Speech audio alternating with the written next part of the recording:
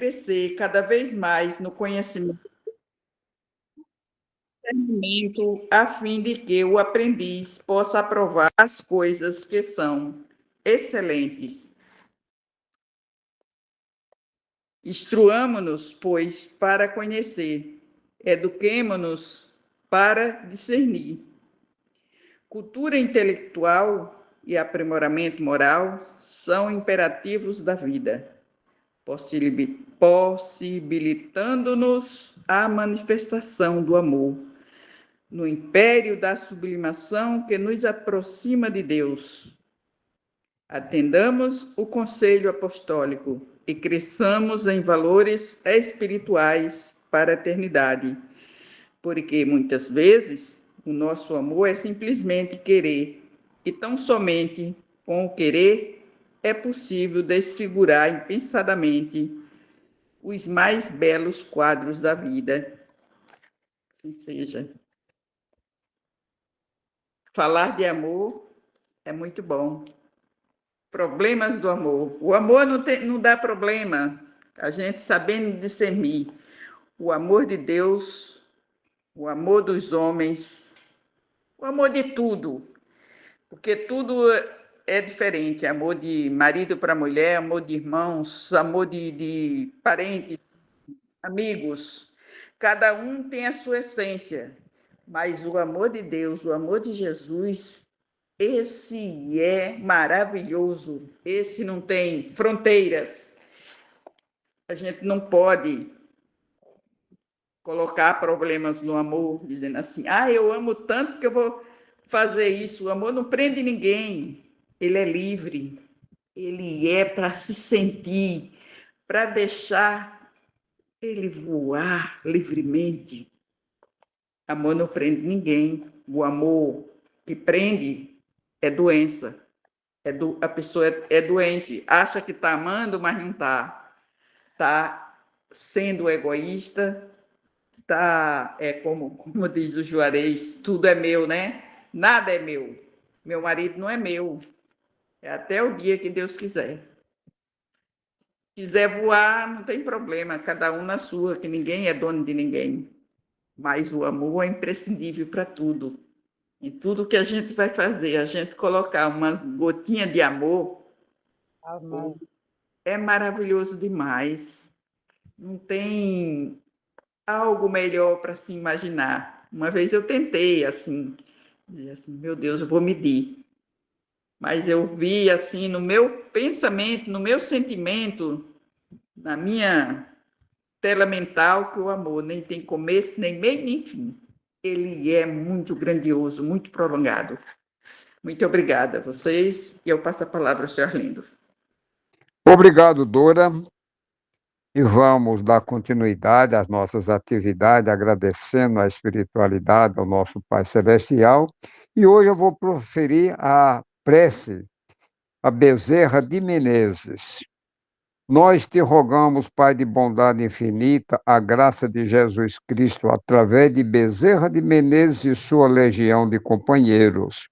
Que ele nos assista, Senhor, curando aqueles que já se tornaram merecedores, confortando aqueles que têm as suas provas e expiações a passar, esclarecendo aqueles que quiserem aprender e assistindo a todos quantos apelam para o seu infinito e grande amor. Jesus Cristo, divino portador da graça e da vida, estenda as tuas mãos dadivosas em socorro daqueles que já te conhecem, o dispenseiro fiel e prudente. Faze-o, divino amigo, através das tuas legiões consoladoras, através dos teus santos espíritos, a fim de que a fé se eleve, a esperança aumente e o amor triunfe sobre todas as coisas. Bezerra de Menezes, apóstolo do bem e da paz, amigo dos humildes e dos aflitos e dos enfermos, movimenta a tua legião de companheiros para assistir a todos os doentes, curando-lhes as dores físicas e espirituais. Perdão. Santos Espíritos, dignos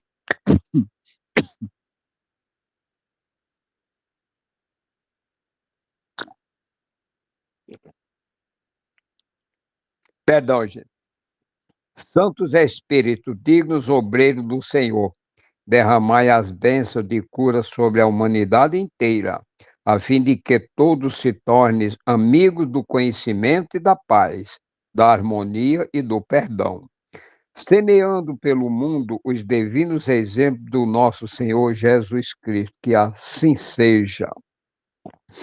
Pai amado, Mestre Jesus de Nazaré, a Virgem Mãe Santíssima e toda a espiritualidade amiga, todos os mentores espirituais, recebei essa humilde prece, Senhor, transformando em bálsamo para todos nós, encarnados e desencarnados, amigos e inimigos, e nos auxilia com a sua proteção, sua luz e o seu amor, Senhor, para que tenhamos na noite de hoje um evangelho num clima de paz, harmonia, equilíbrio e muito amor nos corações de cada um de vós, Senhor.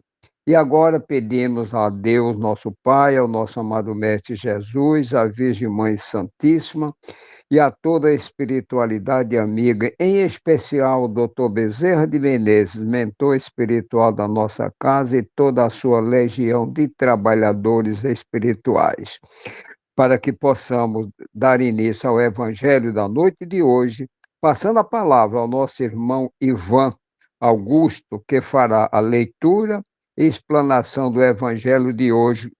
Que a espiritualidade o intua, fortaleça e ilumine na sua atividade. Que assim seja, Senhor.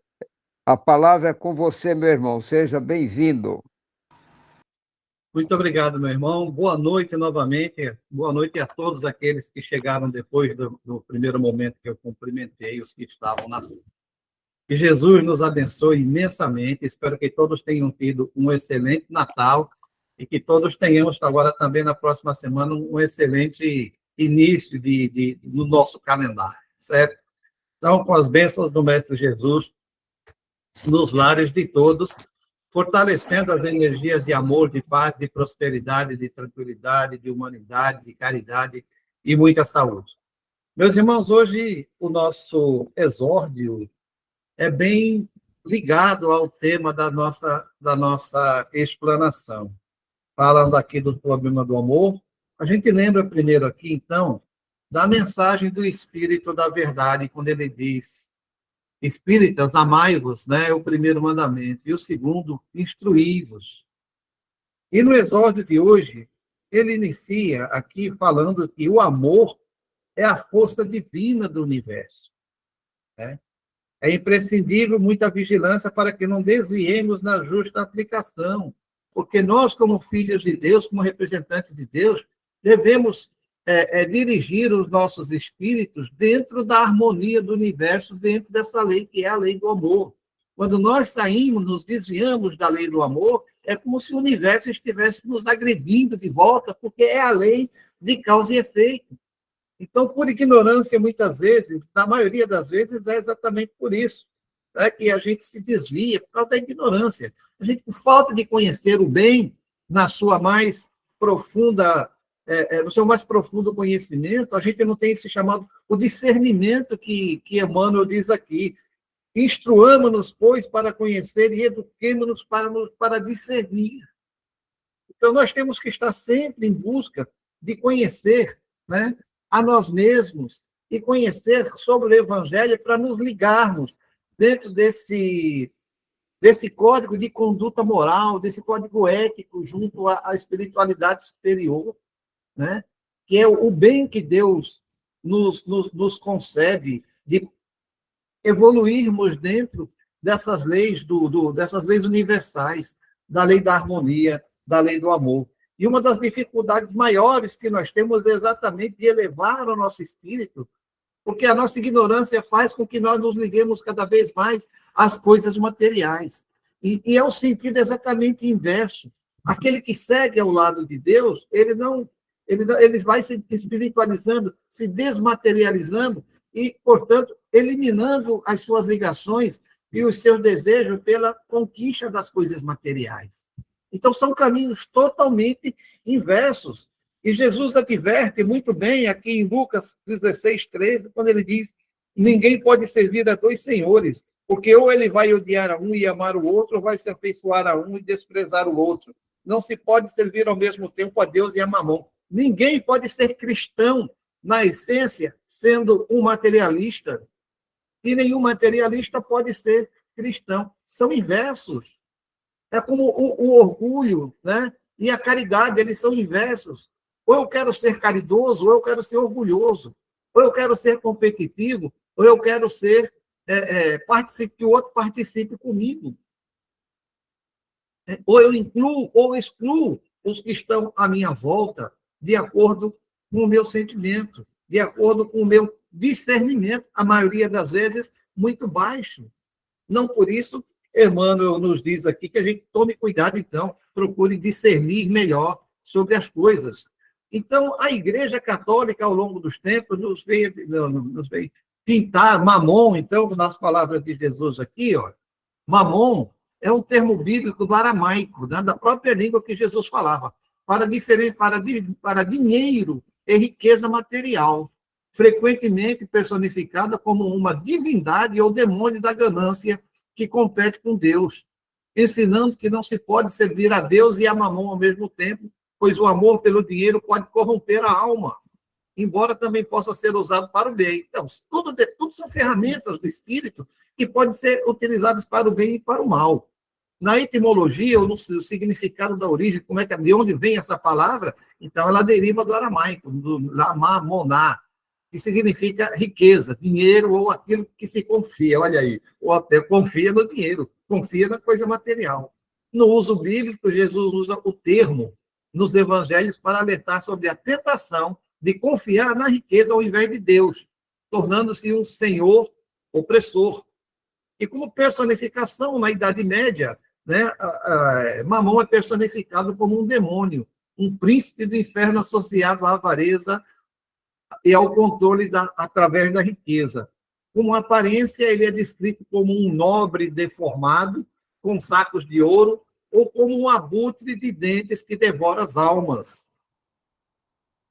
Então, no conceito cristão, aliás, como conceitos no conceito cristão, conflito com Deus. O cerne da mensagem de Jesus é que a busca por Mamon, ou a riqueza, como fim último, impede o serviço de Deus, pois a lealdade é dividida. Às vezes nem é dividida, é totalmente a favor de um, por isso que ele diz, vai amar mais a um do que o outro.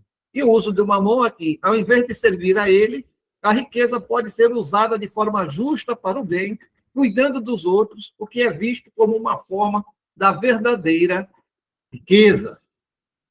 Agora vamos ao texto aqui da nossa, que ele fala sobre a verdadeira propriedade na parte da instrução dos espíritos. Então, o espírito Pascal, em Genebra, em 1860, deixou essa comunicação. Ele diz o seguinte, que o homem, na verdade, só é proprietário daquilo que ele pode levar deste mundo, das coisas que ele encontra ao chegar e do que ele deixa ao partir, só as usufrui durante o período que permanece na Terra. Ao desencarnar, o homem é forçado a abandonar tudo, por isso apenas usufrui dos seus bens enquanto estiver na Terra. Assim, não tem sobre elas a posse verdadeira, do que então ele é proprietário. Nada do que se destina ao uso do corpo e tudo que se destina ao uso da alma, a inteligência, os conhecimentos e as qualidades morais. É isso que ele traz e leva consigo. Esses valores ninguém poderá lhe retirar e terão muito mais utilidades no mundo espiritual do que neste. Então, dependerá somente do homem estar mais rico ao partir do que quando chegou a este mundo, pois a sua posição futura será resultado do que tiver adquirido em bens morais, ou seja, é dado a cada um segundo as suas obras. Se ele não lutar para evoluir moralmente, como é que ele vai querer conforto? Como é que ele vai querer o chamado céu, o paraíso, o conforto espiritual, não é verdade? Então, quando um homem viaja para um país distante, ele arruma sua bagagem com objetos que terão serventia naquele país. e não leva os que não lhe serão úteis.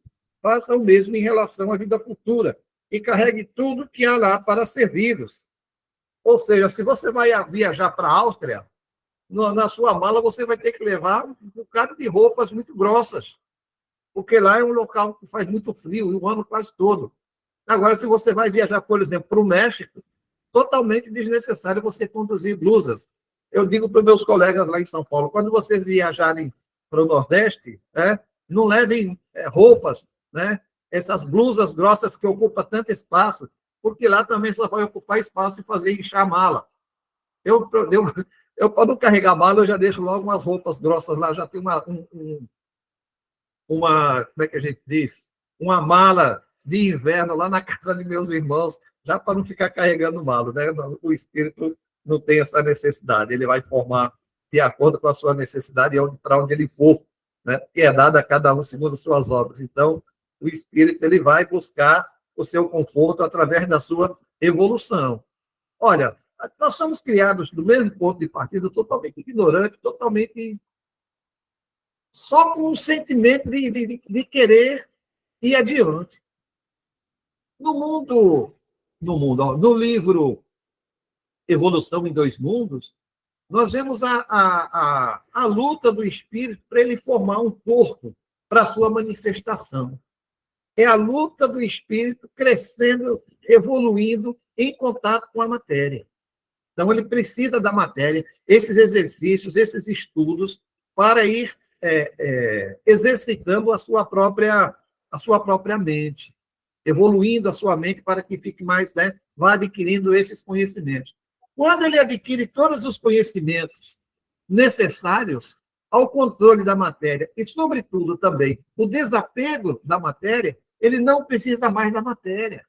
Ele passa a ser um espírito que vai viver apenas no plano espiritual. Ele não necessita mais de contato, ele não necessita mais dessa luta do dia a dia no ar pesado das atmosferas dos mundos mais materiais.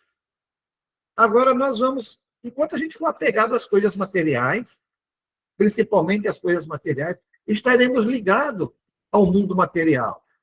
Se a gente observar, eu não lembro se é nesse próprio livro, Evolução em Dois Mundos, que ele diz o seguinte: a gente que já tem algum estudo, a gente fala muito de vez em quando, surgem comentários a respeito do que chamamos de cordão prateado.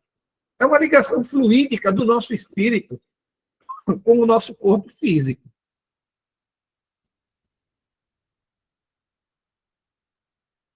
Quanto mais for evoluído o espírito, mais é fluídico e mais ele consegue se afastar do seu corpo durante o período do sono. Aos espíritos menos evoluídos, é como se fosse um animal amarrado por uma corda. Ele só vai até ali pertinho, nas distâncias que esse cordão permite que ele vá.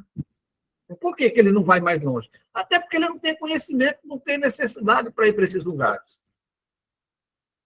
Então, ele tem que aprender, é como uma escada, é degrau por degrau. A gente não tem, fisicamente, não podemos dar um salto e pular 10, 12 degraus ao mesmo tempo.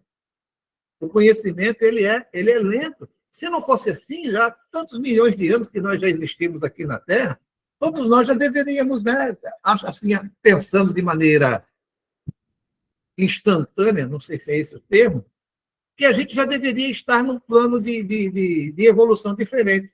E por que não estamos? Culpa nossa. É dada a cada um segundo as suas obras.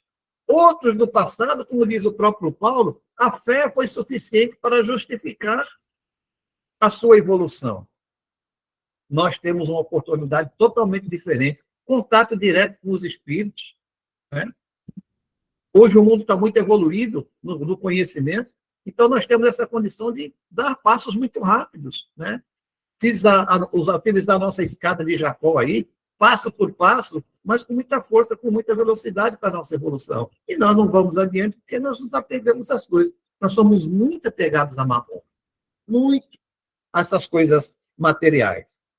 E quando ele fala o viajante que chega a uma estalagem receberá um bom alojamento se puder pagar. Aquele que pouco possui vai receber acomodação menos agradáveis. Aquele que nada tem será deixado ao relento. O mesmo acontece com o homem quando retorna ao mundo dos espíritos. E aí? O umbral é merecido ou não é para aqueles que não buscam a evolução? É exatamente o que tem. A gente fala de André Luiz, quando nos fala do nosso lar, é uma coisa maravilhosa. Mas André Luiz não começou pelo nosso lar. André Luiz começa exatamente no plano espiritual, pelo umbral, a cada um segundo suas obras. Ele era muitíssimo ligado a Mamon, muitíssimo materialista. Tanto ser materialista que era ateu. Ia para a igreja apenas por uma demonstração social, porque o pai de família devia caminhar com a sua família para a igreja. Então, ele fazia aquilo ali, se está justificando, igual aquela citação que tem no Evangelho, que Jesus fala que dois estavam orando juntos, né? Um dizia, ai, que bom, eu pago meu dízimo, não sou um miserável que nem esse que está aqui ao meu lado, etc, etc. Enquanto o outro só dizia, ai, meu Deus, me perdoe pelos meus defeitos, pela minha incapacidade. Qual dos dois está justificado? Né? Aquele que busca a espiritualidade com humildade. Então, aquele que vai para o umbral, não é porque ele está condenado. Ele não está condenado aí, até porque quando ele resolver a situação dele, ele sai de lá, assim como o André Luiz saiu. Assim como o próprio Jesus disse que aquele que não segue, que está errado, que não tem merecimento, irá para onde haverá choro e ranger de dentes. E de lá não sairá até que pague o último centavo. Todos vão sair de lá um dia. Todos. Agora, devagar. Né? Como eu gosto muito de dizer, quando a gente está com um problema de uma unha encravada ou um cisco no olho, a gente fica desesperado. Né? Por quê? Porque quer o conforto de imediato.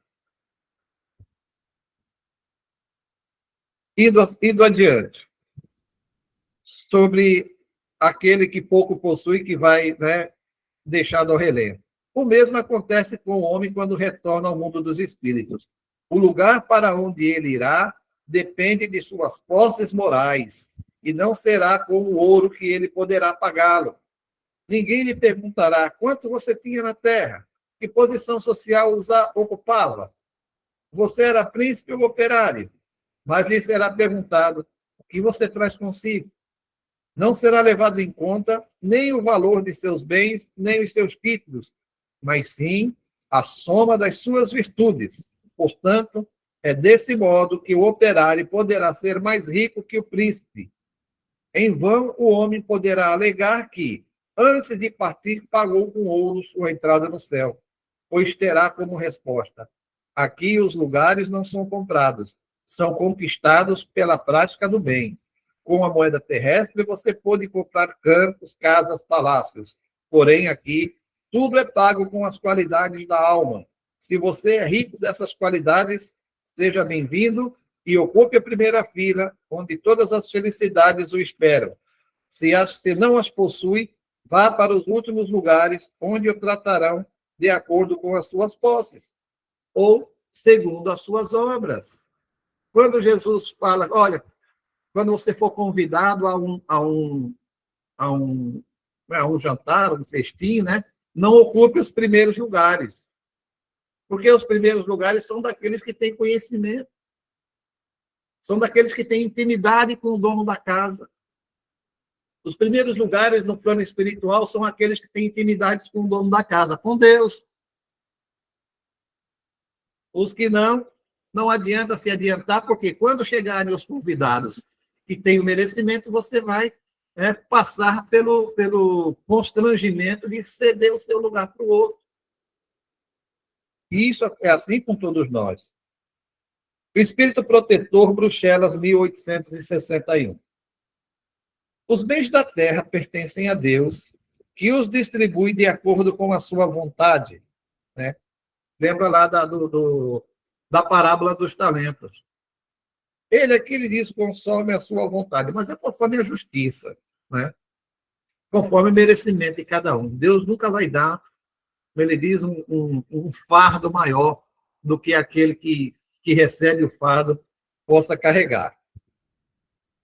Esses bens não constituem propriedade individual do homem e Deus, frequentemente, frustra as suas previsões, fazendo com que a riqueza escape daquele que acreditava ter sobre ela todos os direitos. Que a parábola dos talentos se conclui dizendo que lhe será retirado até aquilo que pensa que tem. No caso aqui, acreditava ter sobre ela todos os direitos. Podemos pensar que isso só acontece em relação aos bens herdados e não em relação à riqueza adquirida pelo trabalho. Sem dúvida, se existe riqueza legítima, é aquela que foi adquirida honestamente e que, para possuí-la, não se prejudicou ninguém. Serão exigidas rigorosas contas de todo o dinheiro ganho com o prejuízo de alguém. O homem que conquistou a riqueza por si mesmo não terá vantagem alguma ao morrer, e são, muitas vezes, inúteis os cuidados que ele toma para transmiti-la aos seus descendentes. Se Deus não quer que ela seja transmitida, nada poderá prevalecer sobre a sua vontade. Voltando aqui, porque aqui é uma questão de retórica de ensino. Não é que Deus não queira que ele não receba, entendeu? É porque ele não tem o merecimento. Ele não tem o merecimento e muitas vezes não tem a capacidade de continuar gerenciando essa riqueza.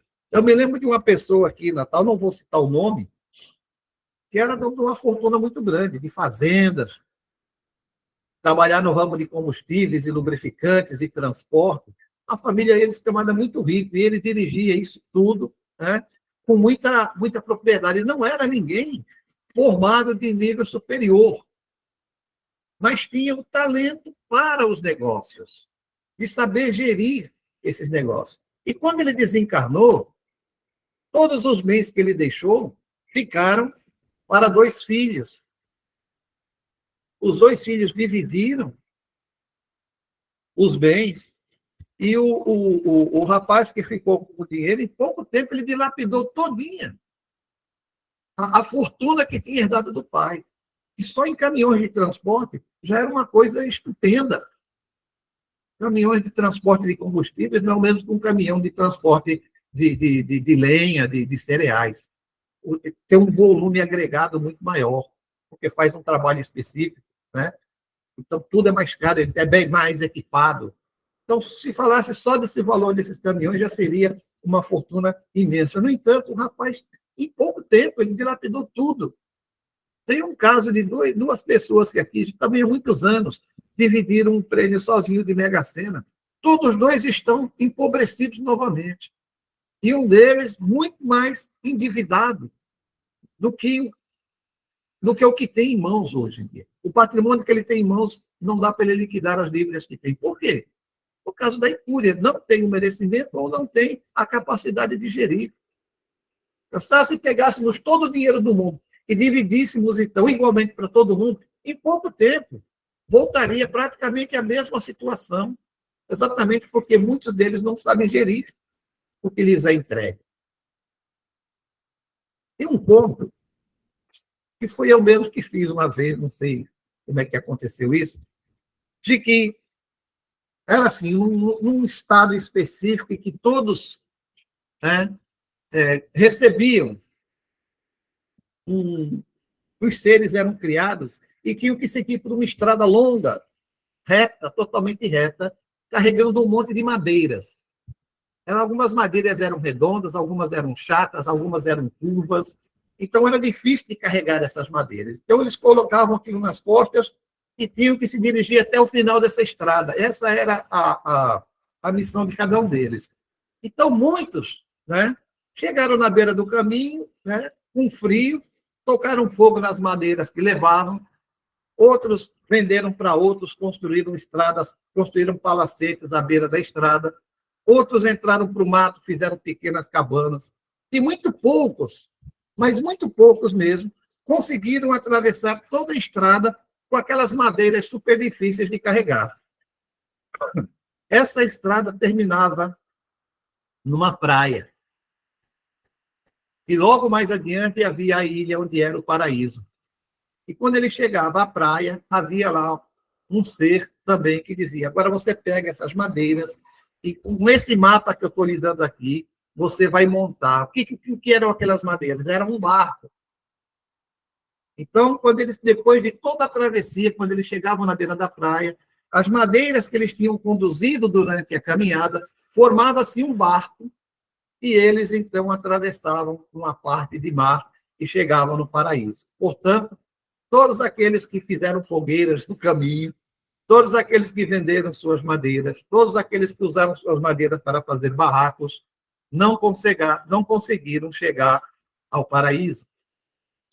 Todos nós, com os talentos que recebemos também ao longo do tempo, muitas vezes nos desfazemos deles. Utilizamos mal, o que vai nos acarretar um problema lá na frente. Vai faltar a última madeirinha do fundo do nosso barco, a gente perdeu no caminho, ou usou para alguma coisa, e como é que nós vamos chegar agora no nosso destino final? Muito bem. Então, nós podemos pensar que isso só acontece em relação aos bens... perdão, já passamos aqui. Então, ele diz aqui, o homem que conquistou a riqueza por si mesmo não terá vantagem alguma ao morrer, e são muitas vezes inúteis os cuidados que ele toma para transmiti-las aos seus descendentes.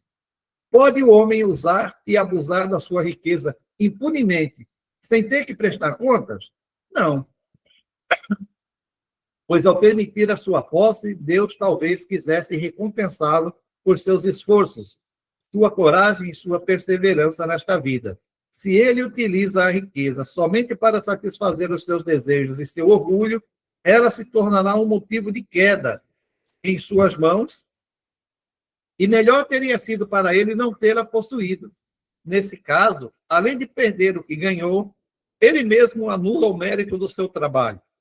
Quando deixar a terra, Deus lhe dirá, você já recebeu a sua recompensa.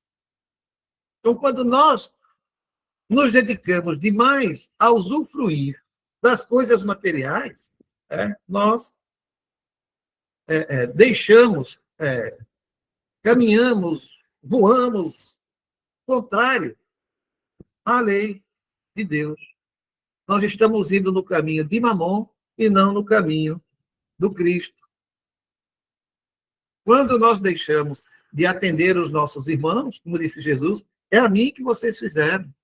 Quando vocês atenderam, quando fizeram isso aos pequeninos, foi a mim que fizeram. Isso nos dá a intimidade, vamos dizer assim, com os espíritos que podem nos conduzir mais adiante. Quanto mais nos apegarmos às coisas materiais, mais nós estaremos com aqueles espíritos que eu disse agora há pouco, cujo a ligação não permite que ele se afaste muito do ambiente onde ele está. O conhecimento, ele é como eu diria aqui, o conhecimento, ele é o lucro que o espírito adquire. Então, o espírito mais evoluído, aquele que tem lá, como disse Emmanuel, o discernimento, aquele que já tem essa capacidade de ter esse discernimento, de fazer uma reflexão sobre os seus atos, de saber observar a sua volta, o que é melhor para si e o que é melhor para todos, finalmente. Esse é o caminho que vai se aproximando cada vez mais do nível evolutivo, de chegar lá, como diz a nossa irmã... esqueci agora. Joana de Ângeles, o homem integral. Ele passa a conhecer a si mesmo e saber a sua posição no universo. Compreender de onde ele veio, qual é o seu momento, o que lhe reserva no futuro e o seu relacionamento, não só com os seres humanos à sua volta, mas também com todos os tipos de vidas. O que significa o espaço e o que ele é necessário para o seu aprimoramento. A natureza não dá saltos. A gente não vai, como não somos espíritos ainda tão evoluídos, nós não vamos sair daqui da Terra direto para os mundos superiores, não. Nós vamos continuar ainda lentamente na nossa evolução. E o apego excedente às coisas materiais é que nos causam esse atraso, de ficarmos prorrogando, deixando para depois. Infelizmente, No dia de domingo, eu tive uma experiência tão triste, num determinado momento da reunião, eu fiquei conversando com duas pessoas da família. E a conversa que eles tratavam entre si, e mesmo expunham para mim, é de se dar o bem o máximo possível que seja. Entendeu? Não tem nada de religiosidade, nada de espiritualidade, nada disso, não. Olha, eu fiquei tão triste por eles e até por mim mesmo, entendeu? Falei, caramba, como é que essas pessoas ainda estão, né, com esse sentimento? Aí me lembrei exatamente dessa conversa de Deus, de Deus e de Mamon. No próprio dia de Natal, presenciei um assunto. Nossa, é uma experiência chata, sabe? Você se sente até excluído do ambiente. E você, poxa, esses camaradas estão em que ponto evolutivo espiritualmente? Não são pessoas desonestas, entendeu? Não são pessoas desonestas, mas que têm esse pensamento, eu quero me dar bem o máximo possível com tudo quanto for possível. É muito triste de ter a condição de achar que devemos mesmo nos aproveitar do máximo do que seja possível, inclusive das pessoas à nossa volta. Eu falei tanto aqui que ainda tinha mais 3 itens aqui, terminou não dando para concluir, a gente tenta fazer numa outra oportunidade. Me perdoem que eu falo demais. Concluímos, então, meus irmãos, os nossos comentários, né, para essa oportunidade. Então, nós vamos passar aqui agora o momento da nossa prece. Eu adoro fazer essa prece aqui, a prece chamada Minha Prece Diária. Então, agradecemos a Deus, nosso Senhor, a proteção, auxílio e graças recebidas no dia de hoje e rogamos nos conceda a graça maior de poder concluir na vida presente o aprendizado necessário de que carecemos para alcançar a luz espiritual que nos elevará à categoria de espíritos de Deus. Rogamos a Jesus, nosso irmão maior, que abençoe os nossos passos e nos ilumine o caminho, para que possamos percorrê-lo com sabedoria e segurança. Rogamos a Jesus, nosso modelo e guia, paz e luz para o nosso espírito, assim como para todos os que nos são caros, e também aos nossos inimigos, a fim de que um dia possamos tê-los como amigos e unidos possamos elevar o nosso agradecimento ao Senhor. Rogamos a Jesus, nosso mestre, luz e amparo aos nossos irmãos necessitados, para os cegos do mundo, aos enfermos que se encontram nos ambientes de tratamento e recuperação, ou em seus lares, ou mesmo abandonados, os deficientes mentais e os encarcerados, aos famintos e aos que vivem ao léu, para que consigam receber a ajuda de mãos dadivosas e a palavra confortante. Rogamos finalmente a Jesus, nosso amigo, proteção e amparo a todos os nossos irmãos encarnados e desencarnados, para que, sob a tua paz, para que, sob a tua luz, possamos realizar as diretrizes do Evangelho, possibilitando finalmente a implantação do reino de Deus na terra. Toda a glória ao Senhor, que é nossa origem e destino. Meus queridos irmãos, muito obrigado a todos, que Jesus nos abençoe imensamente. Retornando a palavra agora ao nosso irmão Arlindo para a conclusão das suas deliberações finais. Muita paz. Muito obrigado, meu irmão. Agradecemos a Deus, ao nosso amado Mestre Jesus, à Virgem Mãe Santíssima, a toda a espiritualidade maior, em especial o Dr. Bezerra de Menezes, solicitando a assistência a todos os nossos irmãos encarnados e desencarnados, que seja feita uma asepsia, uma varredura na casa de cada um de nós que participamos e estivemos presentes no Evangelho de hoje, e daquele que não puderam vir, que se encontrar um irmão necessitado que possa ser conduzido à colônia espiritual, a um hospital espiritual, ou ao local adequado ao seu atendimento, de acordo com as suas necessidades. E agradecemos ao nosso Pai Celestial, ao nosso amado Mestre Jesus e à nossa Mãe Santíssima Maria de Nazaré e ao nosso mentor espiritual, Dr. Bezerra de Menezes, por todas as dádivas, proteção e fortalecimento nessas atividades diárias que temos a oportunidade e a permissão de participar. E rogamos a permissão para encerrar o Evangelho da noite de hoje com muita paz, harmonia. E avisando aos irmãos que amanhã teremos o nosso Evangelho. Sejam todos abençoados por Deus. Uma ótima noite a todos e um forte abraço. Boa noite.